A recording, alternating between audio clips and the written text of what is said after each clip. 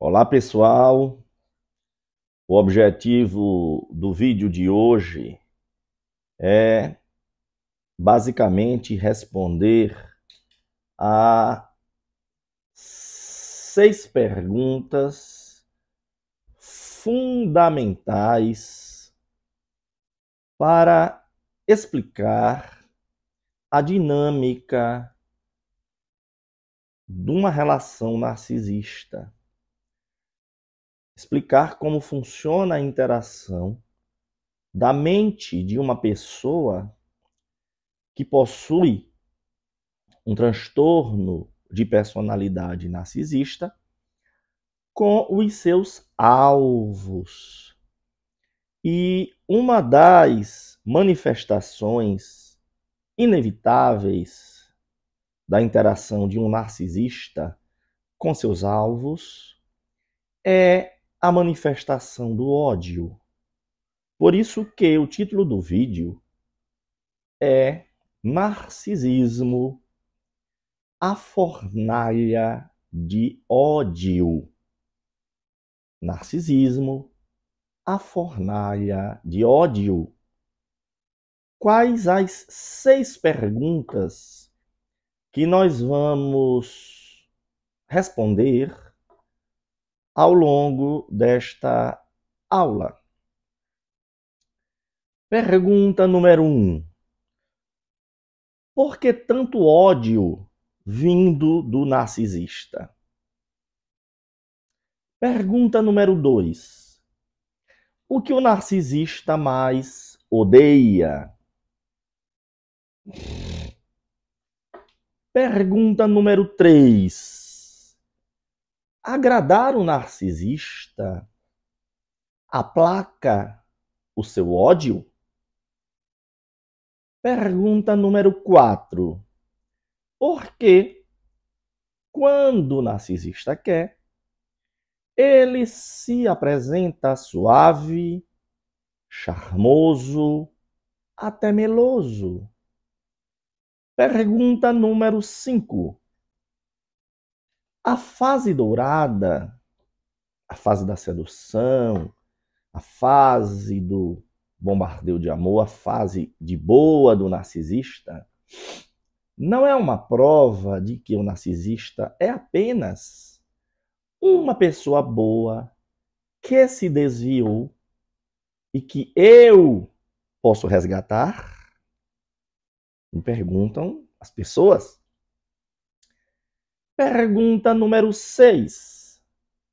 Por que o narcisista vira a chave subitamente do modo bonzinho para o modo odioso? Pessoal, bem-vindos de volta ao canal do YouTube Curte Mendonça.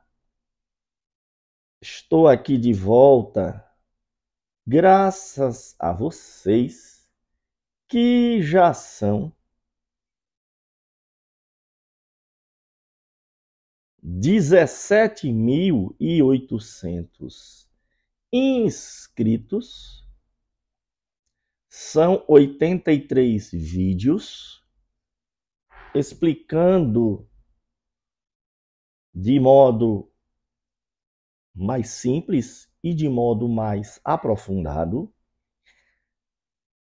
a dinâmica narcisista, como essa dinâmica adoece os alvos, se o narcisista é uma vítima ou é uma escolha, como que funciona a mente do narcisista, quais os jogos mentais que o narcisista usa ao longo da vida, como que o narcisista se adapta de acordo com os contextos. Convido que vocês se inscrevam no canal, deem um like, interajam, engajem, quanto mais recomendem. Este canal tem salvado milhares de pessoas do desespero, da prisão e da morte. Para quem não me conhece ainda, eu sou Curti Mendonça, tenho formação polímata em várias áreas, polímata, sou médico, sou neurocirurgião, sou na área jurídica especializado em processo civil, sou neuropsicanalista, portanto, profissional de saúde mental. Sou especializado no puro mal, que é o narcisismo maligno, e autor deste livro, Guia de Sobrevivência para Vítimas de Narcisistas Malignos, que já está chegando a 4 anos em primeiro lugar na Amazon.com.br, na categoria de abuso sexual. Está disponível lá nas suas versões digital e física, tanto no Brasil quanto na Amazon internacional, em cada país. É óbvio que este vídeo, nós não vamos fazer aqui um vídeo de VaptVupt.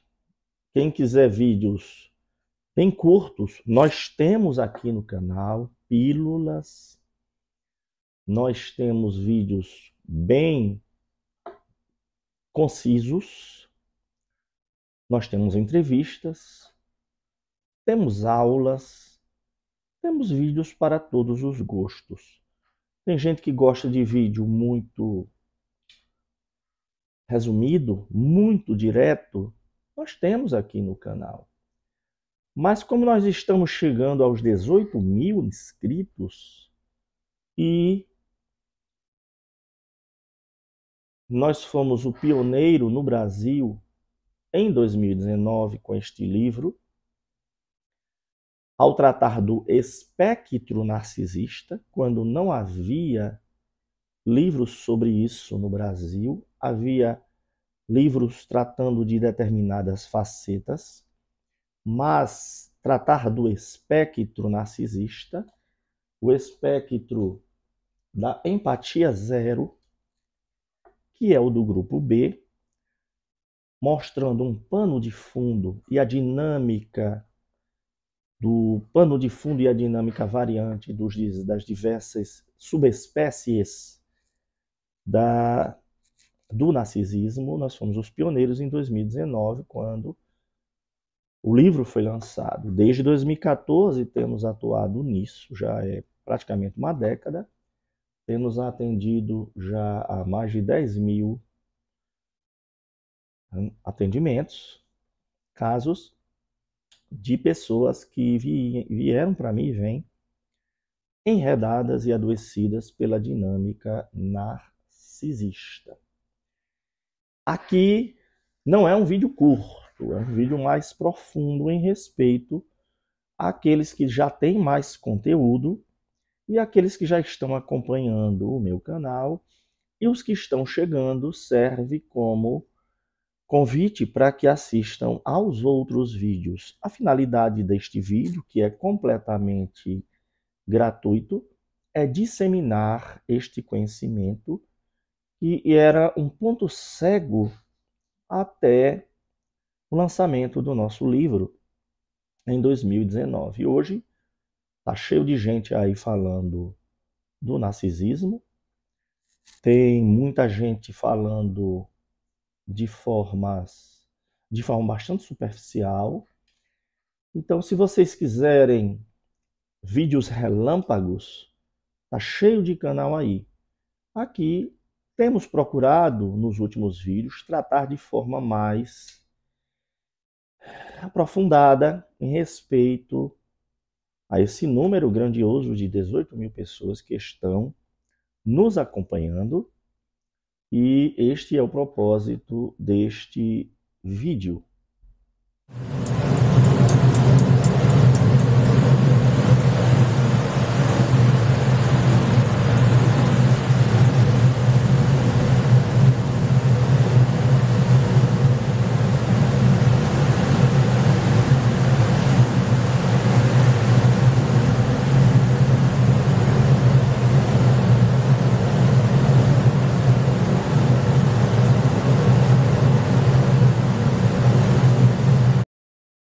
Lembrando já do início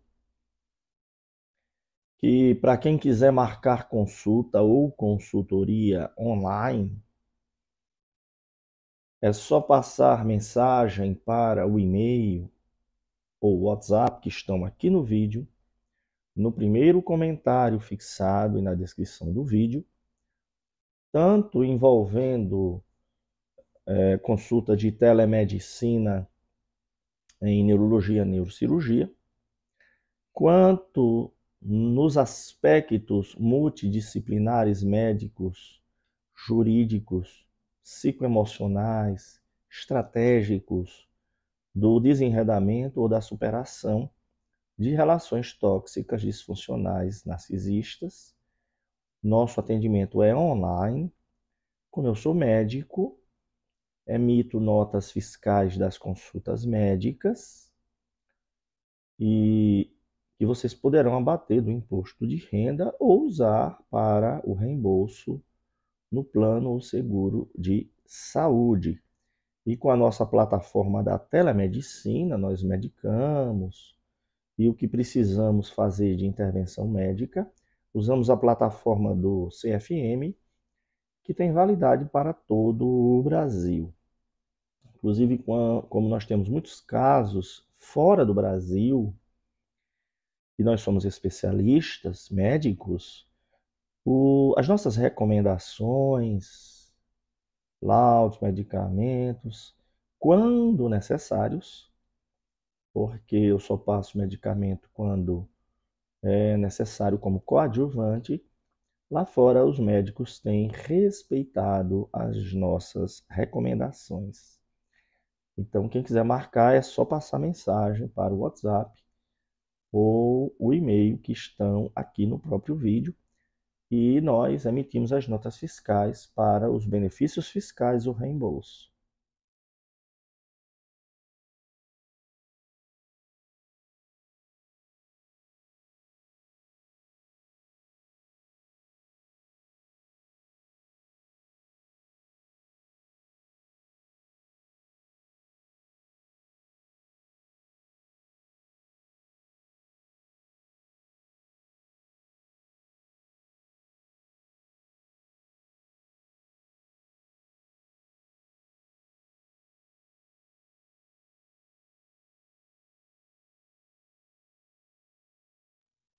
Vamos agora, pessoal, aqui dentro do vídeo Narcisismo, a Fornalha de Ódio. Antes de chegarmos às respostas das perguntas que enumeramos no início do vídeo, nós deveremos passar para os alicerces, as explicações do funcionamento da mentalidade narcisista, para daí respondermos as perguntas. Porém, como eu gosto de fazer, quem já acompanha o meu canal está acostumado, eu tenho o hábito de citar alguns casos. Neste vídeo, eu optei por ilustrar a temática com 5 casos. Esses 5 casos são apenas, eu vou resumir, são casos dentre os 10.000 que nós já atendemos de relacionamentos disfuncionais narcisistas. Selecionamos aqui 5 casos que eu vou resumir ao máximo para ilustrar a questão do ódio como lugar comum em todo enredamento e em todo o funcionamento da dinâmica da dança macabra do narcisista com seus alvos. Então, antes de nós explicarmos as explicações do alicerce do funcionamento, para daí passarmos para as respostas às perguntas, vamos aqui avaliar alguns casos. O primeiro caso é de um médico chamado Licurgo. O caso de Licurgo, quando ele chegou para mim, já com mais de 40 anos, foi um caso de uma pessoa devotada ao estudo. Licurgo tinha um conflito com o modo de funcionamento da mãe. O referencial materno para Licurgo foi sempre de caos, drama, confusão, turbulência. Licurgo, como modo de fuga e de procurar uma maneira de sair de debaixo da asa desta mãe, estudou compulsivamente e, aos 23 anos, saiu da casa da mãe, seguindo a carreira médica. Só que quando Licurgo chegou para mim, aos 43 anos, ou seja, 20 anos depois de ter saído da casa da mãe, ele veio num estado de colapso psicoemocional. Porque Licurgo achava que a intoxicação, a contaminação daquele modo dramático, caótico, confuso da mãe, iria acabar naquele momento em que ele saiu de casa aos 23 anos. Só que, pelas próximas 2 décadas, mesmo Licurgo morando fora, a mãe nunca deixou de atormentar Licurgo. Indiretamente, destrambelhando e causando confusão na família primária de Licurgo, como diretamente, através de ligações e envolvendo Licurgo em conflitos familiares, criados ou imaginários, Licurgo chegou ao ponto de entrar em colapso. Um dos relatos que mais me comoveu, e está aqui, inclusive, descrito no meu livro, quando eu falo sobre ser filho de um narcisista, porque eu divido o livro tanto na parte de imagens, símbolos, ilustrações, depois eu explico a parte de causas, definição, o espectro, e vou depois explicando os contextos. Lá numa determinada parte, eu relato exatamente a descrição do Licurgo quando me procurou aos 43 anos. Ele dizia: Dr. Curti, o que a minha mãe faz é surreal. Tanto na família, que ela consegue criar intriga com todo mundo, quanto ela, de repente, é movida por um ódio inexplicável. Aí eu disse: dê um exemplo, Licurgo. E ele me contou: Dr. Curti, se eu disser para o senhor que toda data minha de aniversário, a minha mãe me liga e eu atendo, esperando receber o quê? Felicitações pelo dia natalício. E a minha mãe, costumeiramente, e eu já sabendo que isso vai acontecer, porque, doutor Curti, o senhor não deve acreditar, mas o meu dia de aniversário, desde sempre, foi um dia que eu tenho medo, fujo, porque eu sei que vai ser um dia de caos, de problema, porque sempre foi assim, de cheio de problemas provocados pela minha mãe.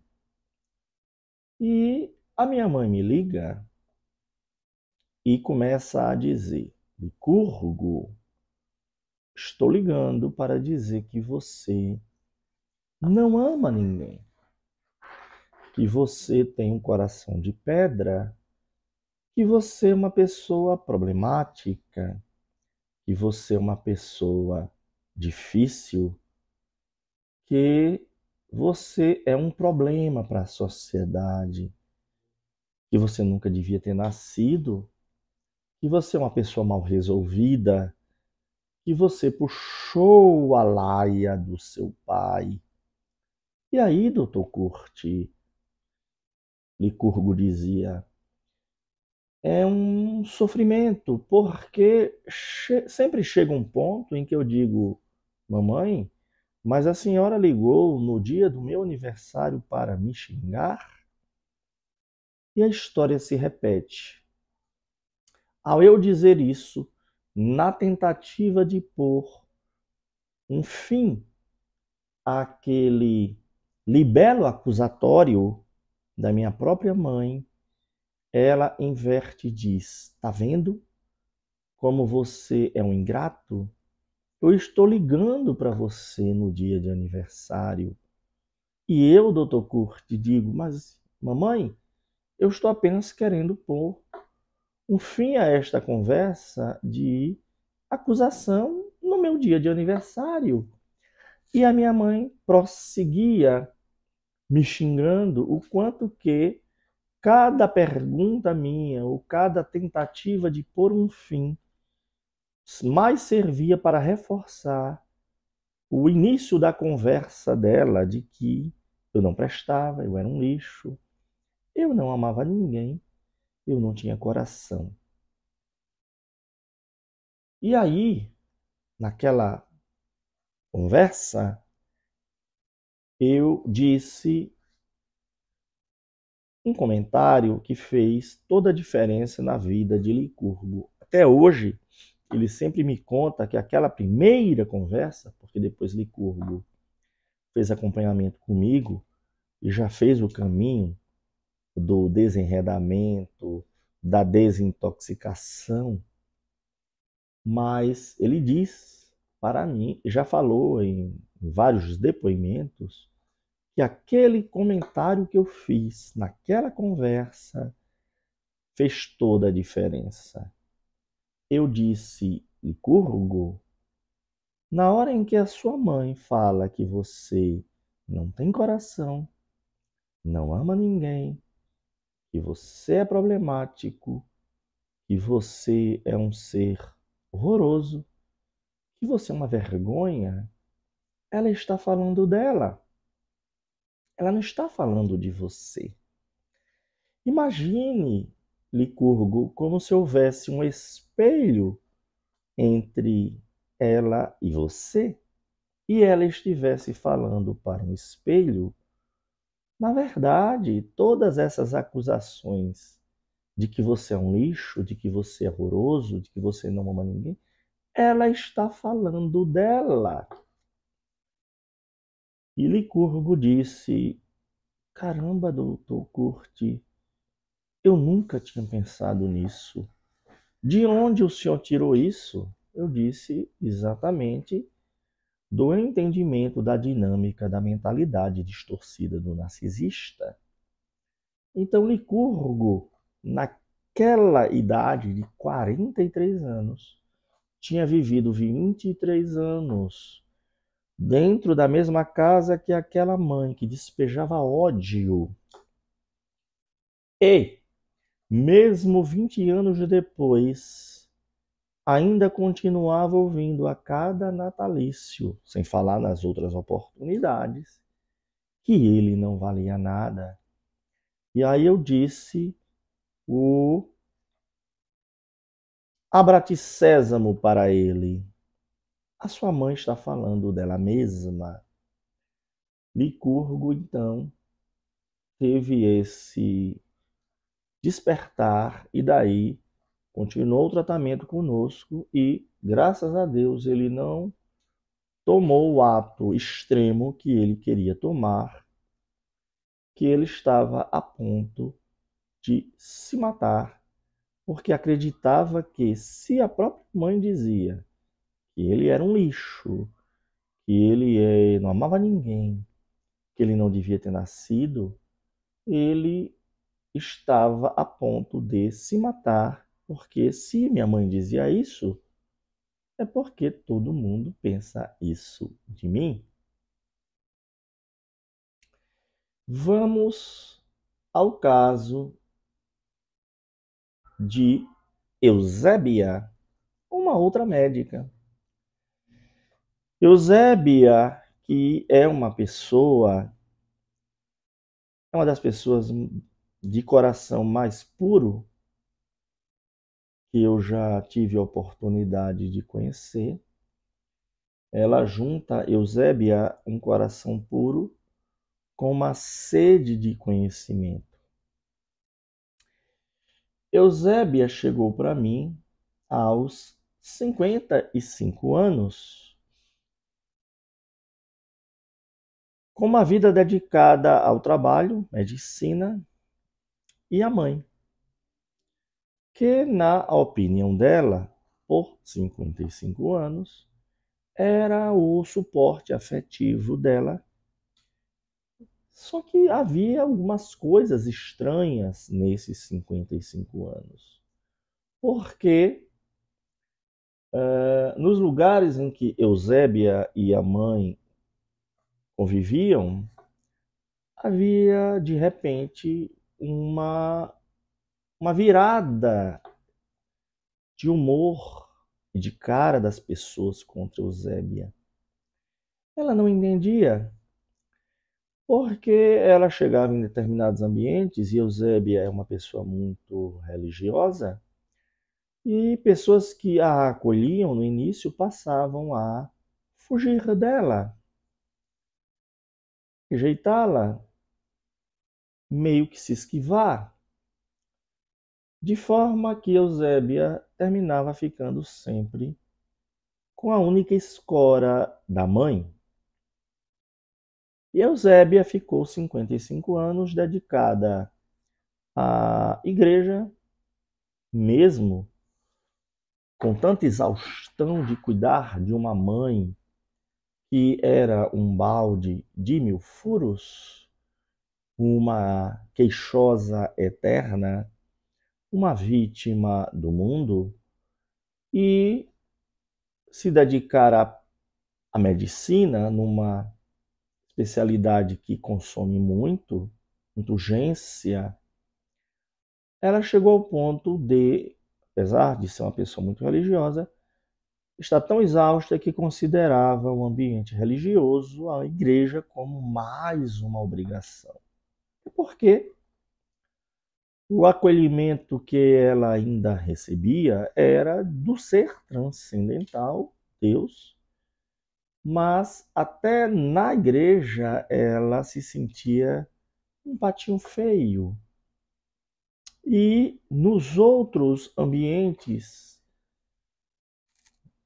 nos quais ela queria se familiarizar, a coisa mudava de uma simpatia inicial para uma antipatia, rejeição ou evitação. De forma que Eusébia só tinha mesmo a mãe para o seu suporte. E a mãe, Eusébia com 55 anos, a mãe adoeceu gravemente. Eusébia, mais uma vez, deu todo o suporte, como filha médica, e a mãe quase morreu, foi para a UTI e tudo mais. Eusébia parou tudo para cuidar da mãe, mas no momento em que a mãe, que praticamente chegou a ficar condenada à morte, se salvou, e Eusébia foi comemorar e a mãe levou a mãe para casa, e a mãe fez uma revelação bombástica para Eusébia. Eu digo que este momento foi quando o relâmpago caiu na cabeça de Eusébia, porque a mãe, que tinha recém-saído de uma UTI, Covid, quase morta, Eusébia parou tudo, já tinha vivido em função dela, parou tudo para cuidar daquela mãe e foi para a casa da mãe querendo comemorar um reconhecimento. A mãe, num ataque de fúria, rasgou o verbo, disse: Eusébia, você é um ser muito trevoso. Você não merecia ter uma mãe como eu, que sou uma pessoa exemplar. Você não sabe, mas a vida inteira eu sempre contei para todo mundo quem você é.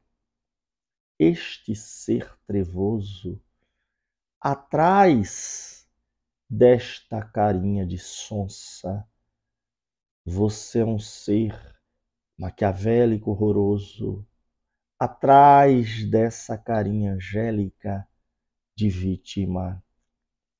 Eu sempre, desde sempre, falei mal de você para abrir os olhos das pessoas sobre o quanto você é perigosa. Eusébia quase teve um colapso, porque ela disse: Mãe, a senhora está bem? Não, estou perfeitamente bem. Eu nunca estive tão bem. Estou apenas dizendo para você que o fato de você ter cuidado de mim não limpa a sua sujeira. Resumindo, Eusébia, que viveu 55 anos em função desta mãe, abriu mão de toda uma vida pessoal e que, em todos os ambientes no qual queria se interagir, se aceita, ela sentia de repente uma hostilidade, ela viu que a mãe, da boca dela, confessou que a vida inteira a mãe tinha sabotado, enlameado a reputação da Eusébia. Praticamente o mundo ruiu, o chão se abriu e Eusébia caiu num poço sem fundo.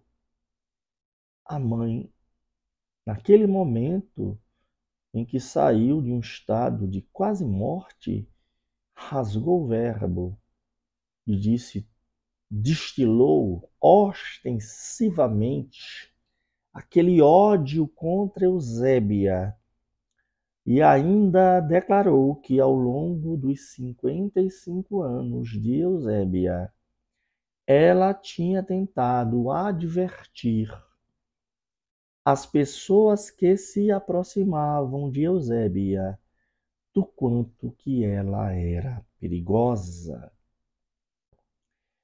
Eusébia, esta médica, chegou para mim devastada e eu disse para ela logo no início: Eusébia, a sua mãe, ao despejar o ódio em você, ela estava falando dela. Ao ela dizer que você é um lixo, que você é suja, que você é inferior, que você é perigosa, que por trás da fachada de sonsa religiosa você é um ser trevoso, ela estava falando dela. E Eusébia, que estava no fundo do poço, no estado de depressão profunda, pulou e disse: Doutor Curti, que revelação que o senhor está me fazendo? Meu Deus, Quer dizer que eu convivi com esse ser oculto, mal resolvido, sabotando a minha vida e espalhando para todo mundo que eu não prestava, mas falando dela, eu disse, exatamente, Eusébia.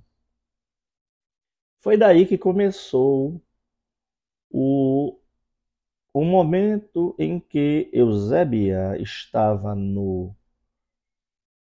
afogando-se no pântano, e foi aí onde eu lancei o cipó, que Eusébia segurou, e nós começamos a caminhada de resgate dela, que graças a Deus está muito bem resolvido, e as coisas ficaram bem colocadas, e Eusébia já foi limpa de toda e qualquer, vamos falar assim, culpabilização, autoculpabilização daquela vida totalmente sabotada e contaminada da mãe. Agora falaremos do terceiro caso, que é o caso de Blandina. Blandina, uma pessoa estudiosa, de carreira acadêmica, inclusive com vários artigos publicados. Óbvio que Blandina não é um nome verdadeiro, todos os casos aqui estão com os nomes mudados e alguns detalhes também. São casos dentre os 10 mil que nós atendemos já nesse período em que damos suporte a ajudar pessoas enredadas ou sequeladas de relações disfuncionais narcisistas. Blandina tem, com o nome original dela, vários artigos publicados. É uma pessoa de um coração iluminado, pessoa extremamente inteligente, um ser humano, de fato, bem acima da média em que nós todos aqui estamos. Blandina teve um casamento consumidor, moedor,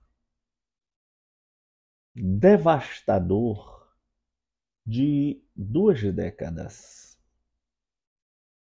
Teve 2 filhos com o seu marido, mas chegou a um ponto, depois de muito Blandina lutar com aquele dilema entre manter o casamento, entre aspas, para o bem dos filhos, ou romper e seguir para uma vida independente, levando os filhos e salvando os filhos daquele ambiente de drama e caos constante. Eu explico esse dilema num vídeo intitulado aqui no canal de YouTube Danos Neurais do Abuso Narcisista Infantil. Blandina, mesmo sem ter assistido àquela minha aula e ter conhecido o meu livro, ela optou por inspiração de pessoas nobres e forças superiores, já que eu a considero um ser iluminado, ela optou por divorciar-se do marido depois de 20 anos e 2 filhos. Mas ela, pelo fato do coração iluminado, ela acreditava que haveria conciliação. Tentou levar o divórcio no caminho conciliatório. Foi neste ponto em que, lá na audiência de conciliação, o marido o então marido de Blandina, começou a fazer questão por toda picuinha. Tudo o que Blandina propunha, o marido criava um problema e, na própria audiência de conciliação, uma frase que o marido mencionou ficou marcada na mente da Blandina para sempre. Ao Blandina, na inocência dela, querendo resolver de forma menos conflituosa possível e poupando os filhos, ela chegou a comentar para o marido: como não chegarmos? Eu abro mão disso, eu abro mão daquilo, daquilo, daquilo. Eu só quero que nós acabemos esta guerra, que não deveria ser guerra, e poupemos os nossos filhos.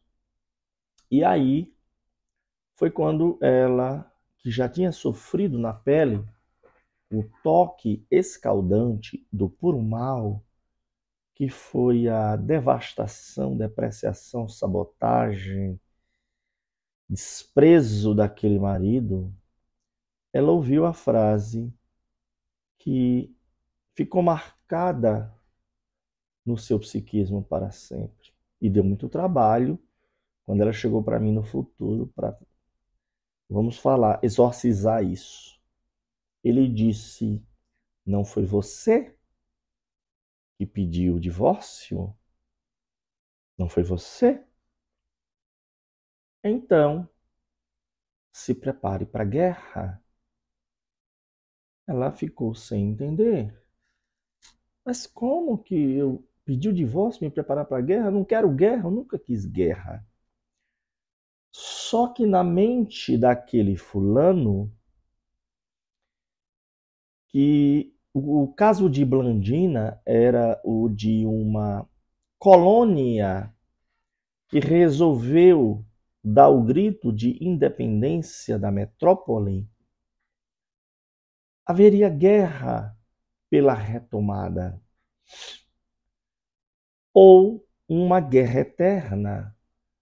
E o marido da Blandina disse: se prepare para a guerra. De forma que Blandina, 20 anos sofrendo com aquele tirano subjugador narcisista, entrou num processo de divórcio. E não só o processo de divórcio se esticou nas questões envolvendo os filhos e partilha, como o ex-marido agora, porque o divórcio foi declarado antecipado, foi decretado antecipado, como é possível no novo Código de Processo Civil, o divórcio foi decretado, mas as pendências de partilha e questões dos filhos se esticam por 10 anos. E não só isso. O ex-marido da Blandina moveu 12 processos judiciais contra ela, acusando Blandina de quê? De tudo que ele fazia: violência, fraude, agressão, alienação parental. Acusou Blandina do inimaginável: difamação, crime contra a honra. Então Blandina, que queria apenas colocar um ponto final, mas que cada qual seguisse o seu caminho. Há 10 anos, ou seja, esta peleja já dura 30 anos, porque foram 20 anos de casamento e 10 anos pós-divórcio e ainda com processos em tramitação, em que o ex despeja um monte de mentiras, chamando-a dos nomes mais baixos, atribuindo a ela os golpes mais baixos, as acusações mais desabonadoras, e foi daí que Blandina chegou para nós em desespero total, depois dos 20 anos do casamento e 10 anos de assédio moral processual. Chegou para mim no mar emocional, em desespero, perguntando para mim por que doutor curte tanto ódio? Por que tanto ódio? Quando este ódio vai acabar? O que eu preciso ceder para que este ódio seja aplacado? Que tem a ver com as perguntas que nós iniciamos aqui no vídeo.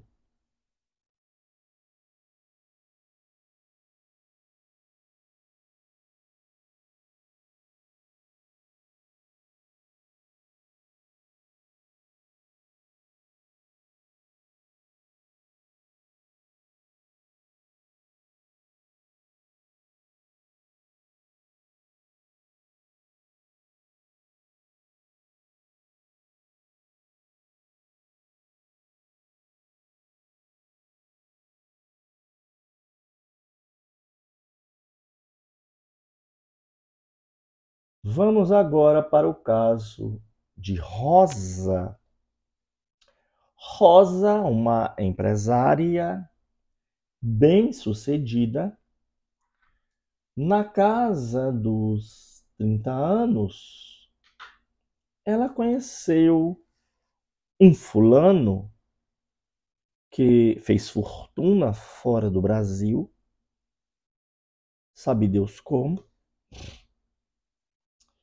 e já tinha passado por 10 casamentos. Não é exagero não, pessoal. 10 casamentos. Só que a Rosa ficou encantada com aquele homem empreendedor, rico, sobrevivente de 10 casamentos problemáticos e, naquele bombardeio de amor, casou com o fulano. Só que aquele bombardeio de amor, já na lua de mel, numa viagem para a Europa, a coisa começou a virar. O príncipe foi virando uma serpente. E desde a lua de mel, a coisa foi decrescendo, degringolando, a desvalorização foi progredindo, e ela que, no início do casamento com aquele homem multimilionário, tinha sido convencida a abrir mão dos seus empreendimentos, porque ele garantiria o sustento dela e a proteção. A coisa não foi se mostrando bem assim. O marido passou a mostrar uma face autoritária, tirânica, controladora, depreciadora e sádica. A Rosa, depois de 15 anos, resolveu entrar com um processo de divórcio. Ela estava num desespero tal que abriu mão de tudo, de qualquer briga,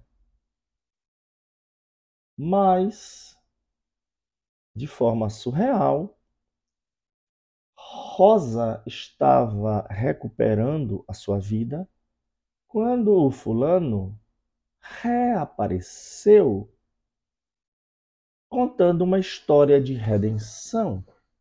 Uma história comovente, que realmente teria comovido qualquer coração de boa fé. Uma história de conversão religiosa, de acertamento com as coisas mal resolvidas. E aí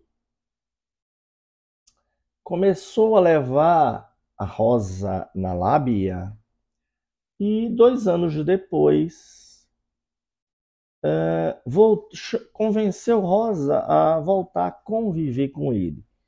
Quer dizer, Rosa era casada por 15 anos, saiu do divórcio sem nada e foi convencida, depois de 2 anos, a voltar a uma convivência. E que, na promessa do labioso, deveria ser convertida numa união estável escriturada ou num casamento. Só que isto nunca se concretizou. Ao Rosa cobrar a oficialização daquele restabelecimento, o marido ficava cada vez mais furioso. E nesse puxa-encolhe, em que cada cobrança dela de que, afinal de contas, precisamos regularizar nossa situação, eu saí de um casamento, espoliada, e afinal, somos companheiros, marido e mulher ou o quê? E ele despejava o ódio nela, dizia que ela deveria dar graças a Deus por ele ter acolhido ela de novo. E ela dizia, mas foi você que me procurou. E ele despejava o ódio, o desprezo. Isso durou mais 10 anos. Pessoal, vamos fazer as contas? Dos 30, era uma empresária bem-sucedida. Conheceu esse fulano multimilionário, sabe Deus como, lá fora, mas estava aqui no Brasil, mas ele tinha feito fortuna fora. E ficou 15 anos num casamento horroroso. Ficou 2 anos divorciada, abrindo mão de tudo. Ele a convenceu a voltar a conviver com a promessa de oficialização. E o inferno foi pior. E 10 anos depois, ou seja, juntando tudo, 12 com 15, 27 anos, 3 décadas nesse moído, a Rosa resolveu pôr um ponto final. Ela estava a ponto do suicídio, procurou uma advogada muito equilibrada. A advogada, coisa rara hoje em dia, identificou rapidamente o padrão disfuncional daquele homem. Ela disse, eu vou sim ser sua advogada, mas você tem que ser acompanhada por uma pessoa que entende dessa dinâmica. Ela nem explicou para a Rosa do que se tratava. E era dinâmica narcisista. E porque você precisa ficar preparada para o que vai vir. De fato, a Rosa chegou para mim, nós acompanhamos. E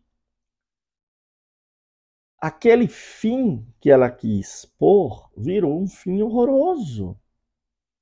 O fulano, multimilionário, simplesmente negou tudo, que ela não era nada de companheira dele, ela era apenas mais uma dentre tantas amantes que ele tinha, não tinha direito a nada e não queria, e se mostrou explorado por ela.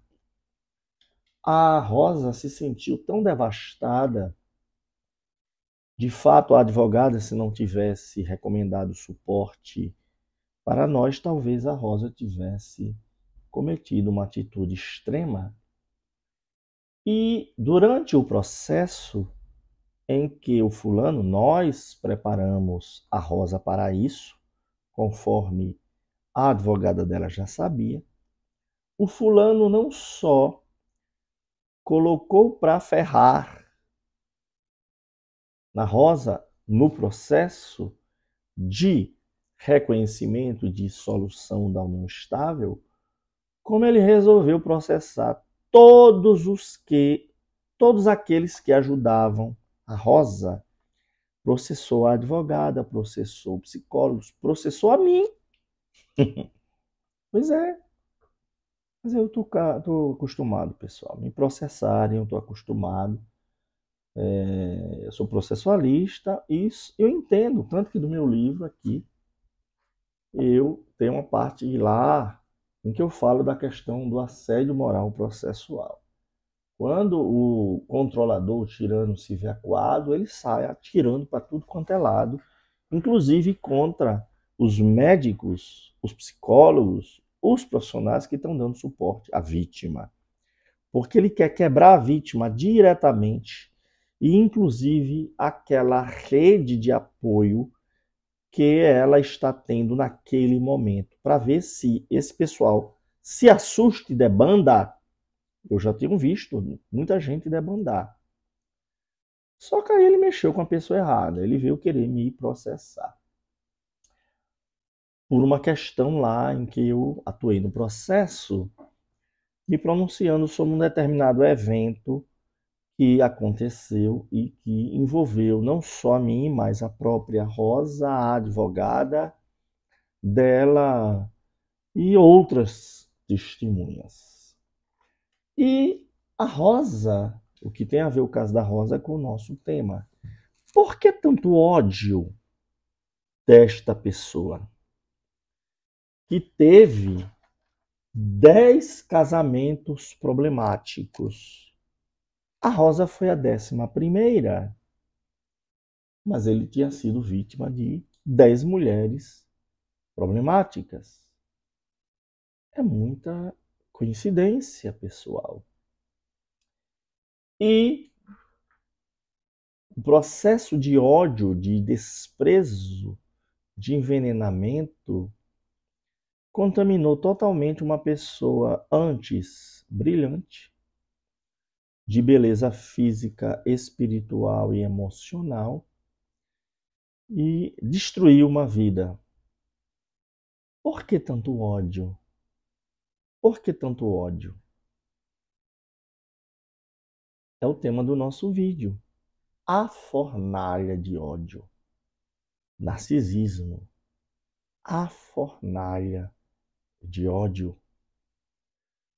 Pessoal, estamos aqui no vídeo Narcisismo, a fornalha de ódio. Vamos encerrar esta primeira parte da aula. Falamos nesta primeira parte sobre as 6 perguntas que são o objetivo primário desta aula. Mas aí, como eu costumo fazer, para dar substância às teses que eu defendo, eu apresentei aqui 4 casos e tem um 5º caso para o próximo vídeo. Tem os alicerces, os fundamentos que vão nos ajudar a responder com substância as 6 perguntas que tem a ver com o tema narcisismo, a fornalha de ódio. Peço que você, se gostou desta primeira parte, dê um like, se inscreva no canal. Eu só continuo aqui no YouTube graças a vocês. Este canal é gratuito. Há pessoas que cobram fortunas por muito menos migalhas do que eu falo aqui de forma gratuita. Então dê o like, se inscreva e convido que assistam a segunda parte do vídeo Narcisismo, a fornalha de ódio.